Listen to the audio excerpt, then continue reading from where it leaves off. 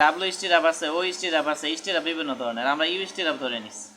তাহলে স্টিরাপ ব্যবহৃত হলে এখন তুমি যদি একটা খাঁচা বানাইতে চাও বা চুরি বানাইতে চাও তাহলে ইউ কয়টা নিতে হবে? দুইটা। এই যে এরকম, এই জন্য আমরা দুই নিছি। আর একটা রডের ক্ষেত্রে বলে সূত্র কি? পাই/4 ইন্টু ব্যাস স্কোয়ার। তাহলে পাই/4 নিলাম, তাহলে ব্যাস বা একটা রডের ব্যাস কত? 10 মিলিমিটার। এটার যদি সেন্টিমিটার করো কি হবে? এক ঘর আগে আসবে, তার মানে 1.0 সেন্টিমিটার। আর সূত্র হলো স্কোয়ার। তাহলে এটা ক্যালকুলেটর হিসাব করলে 1.57 সেন্টিমিটার স্কোয়ার আসবে। বুঝাইতে পারছি কিনা? আর সব থেকে ভালো হয় তোমরা যদি এটা ডাইরেক্ট মুখস্থ রাখো, পরীক্ষার যদি ডাইরেক্ট লিখে দাও যে AB = 1.57 সেন্টিমিটার স্কোয়ার, তাহলেও কোনো সমস্যা নাই। তাহলে আর এই যে এত কিছু লেখা দরকার নেই, তোমরা ডাইরেক্ট এবির মানটা এটা বসাই দিবা, কোনো সমস্যা নাই। যদি স্যার এ বি এর মান না থাকে তাহলে আমরা ডাইরেক্ট বসিয়ে দিব। হ্যাঁ, এখানে মেনশন করে লিখবা যে 10 মিলিমিটার ডায়া ইউ স্টিরাপ ব্যবহৃত হলে AB = 1.57 সেন্টিমিটার স্কোয়ার, ডাইরেক্ট। তো না স্যার আমরা পয়েন্ট মুখস্থ করে ফেলবো। হ্যাঁ, মুখস্থ করতে পারো, তাহলে আর এই কাজটা করার দরকার নেই। এখন দেখো ফাইয়ের মান 0.85 হবে 6 নাম্বার ধাপের পর থেকে বা 6 থেকে, আর এবির মান হলো 1.57। আর এফওয়াই এর মান দেখো প্রশ্নের মধ্যে দেওয়াই আছে 3000। আর বি প্রাইম ইউ এর মান আমরা বের করছি 6.48। তাহলে 6.48 নিলাম, ইন্টু হলো বি এর মান কত? বি এর মান হলো 30। তাহলে এটা ক্যালকুলেটরে হিসাব করব। তাহলে 0.85 ইন্টু 1.57 ইন্টু 3000 ডিভাইডেড বাই কত? 6.48 ইন্টু হলো 30। তাহলে এটা হিসাব করলে 20.59 সেন্টিমিটার। তাহলে স্টিরাপ ব্যবধান সবসময় কি কম করে নিতে হয়, তাহলে এটার আমরা 20 ধরে নিলাম, বা 20.50 ধরতে পারো, সমস্যা নেই। এরপরে 2 নাম্বার ধাপ। এখানে সূত্রটা কি বলো? এখানে সূত্রটা হলো d/2। তাহলে ডি এর মান কত বলো? ডি এর মান পাইছি আমরা 43/2। তাহলে হিসাব করলে কত আসবে বলো? 43/2, তার মানে 21.5 সেন্টিমিটার। সেন্টার টু সেন্টার করলাম। এটা চাইলে 21 রাখতে পারো বা 21.5, অ্যাজ ইউর উইশ। তাহলে এখন বলো এখানে কোনো প্রশ্ন আছে কি না? এরপরে 3 নাম্বার ধাপ। ডিজাইনের মজা এটাই, শুধু সূত্র বসাই দিবা, ক্যালকুলেশন করবা, শেষ। বেশি চিন্তা ভাবনা করার লাগে না।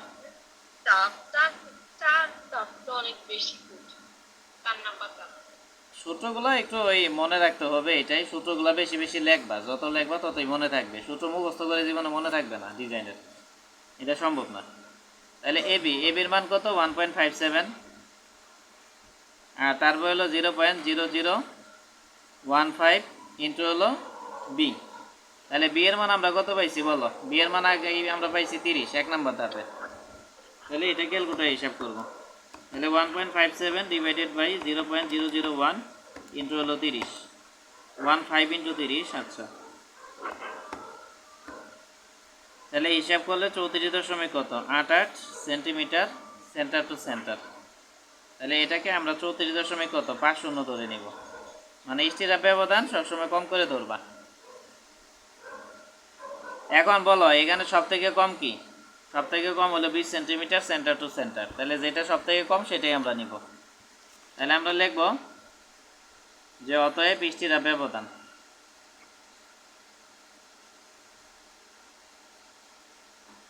তাহলে কত? 20 সেন্টিমিটার সেন্টার টু সেন্টার। এখন বলো এটা বুঝাইতে পারছি কিনা?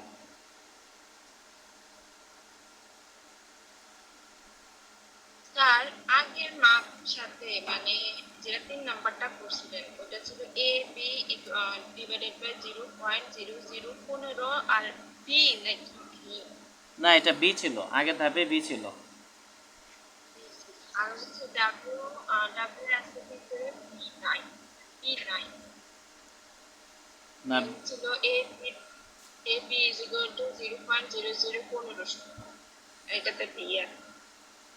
না, এটা না, এটাই সূত্র ছিল, তুমি একটু ভালো করে দেখো। এই স্টিরাপ ব্যবধানের কথা বলছো না, 0.0015 বি ছিল। এই ছিল।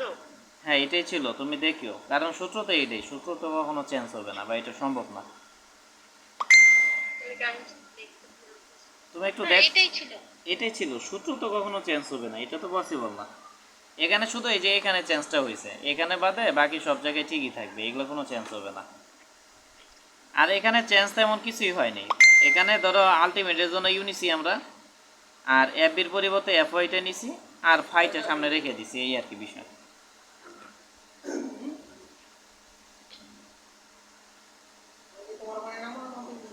আচ্ছা, ঠিক আছে।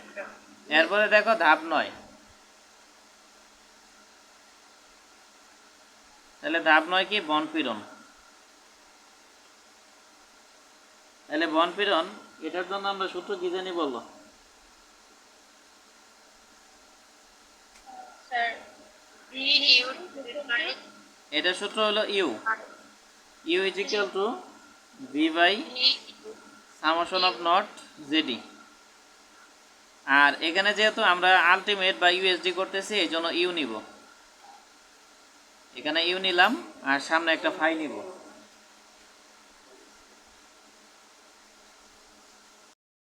আচ্ছা দেখো, এটা হলো। এখন বিইউ, বিইউ এর মান আমরা কত পাইছি? এটা আমরা 2 নাম্বার ধাপে পাইছি।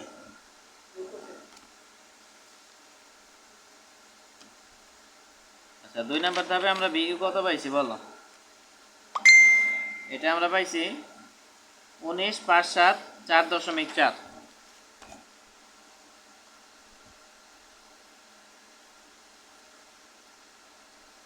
আর ফাইয়ের মান হলো 0.85 ইন্টু হলো সামেশন অফ নট।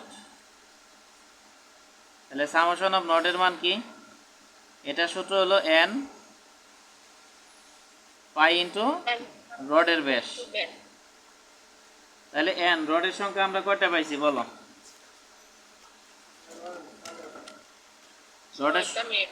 রডের সংখ্যা পাইছি আমরা 7টা, আর রডের ব্যাস ছিল 25 মিলিমিটার।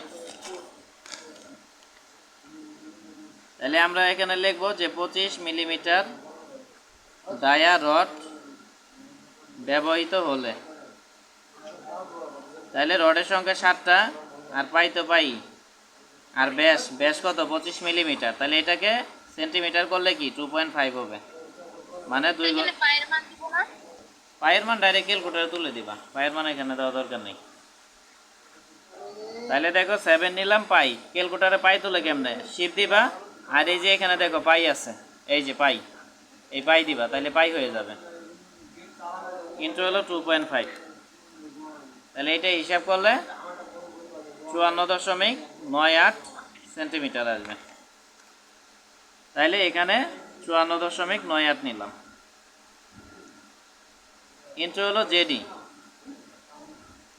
তাহলে জেডির মানটা কত?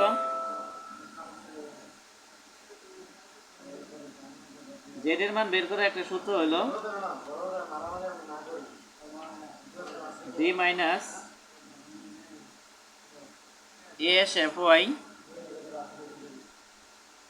Divided by 0.85 F prime CB। এটা হলো জেডির মান বের করার সূত্র। তাহলে ডি এর মান 43। জেডির মান বের করতে হবে? হ্যাঁ, এখানে জেডির মানটা বের করতে হবে। জেডির মান বের করার সূত্র হলো এই যে এটা। কারণ যেহের মানটা আমরা আগে বের করছিলাম ওই মানটা লিখলে হবে না, আর তিন মান তো তিন মান লিখতে হবে। শোনো, জের যে মানটা এটা আমরা WSD এর ক্ষেত্রে বের করছিলাম, কিন্তু এখানে তো আমরা ইউএসডি করতেছি। তো ইউএসডির কোনো ধাপেই তুমি জের মান কিন্তু বের করো নাই, কোনো ধাপেই বের করো নাই। যদি বের করি বের করা তো সম্ভবই না।